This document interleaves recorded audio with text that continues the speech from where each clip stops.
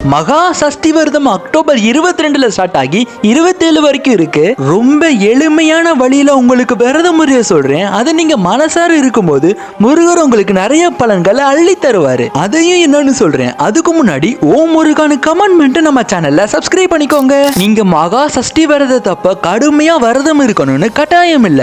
அந்த அக்டோபர் 22 இருந்து 27 வரைக்குமே மத்தியானம் மட்டும் சாதம் சாப்பிட்டுக்கோங்க.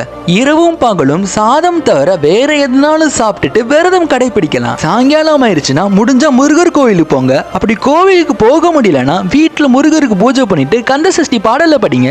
அப்படி படிக்கவும் டைம் இல்லைன்னா கந்த சஷ்டி பாடலை வீட்டுல போட்டு விடுங்க. இதை நீங்க 6 நாள் தொடர்ந்து பண்ணும்போது முருகனோட அருளால உங்களுக்கு என்ன பலன் கிடைக்கும்னா, படிப்பறிவு அதிகரிக்கும், குழந்தை இல்லாதவங்களுக்கு குழந்தை பாக்கியம் கிடைக்கும், திருமணம் தடை விலகும், கடன் பிரச்சனை முடிஞ்சு பண்ற காரியங்கள் வெற்றியாகும், உடம்புல ஏதாவது நோய் இருந்தா அதுவும் குணமாகும், உங்க சொத்து பிரச்சனை தீரும். நீங்க வேற ஏதாவது வேண்டுதல் வச்சு விரதம் இருந்தீங்கன்னா அதுவும் மனசார கண்டிப்பா நடக்கும். இதை நீங்க பண்ண போறீங்கன்னு சொல்லிட்டு உங்களுக்கு தெரிஞ்ச முருக பக்தர்களுக்கு ஷேர் பண்ணிருங்க.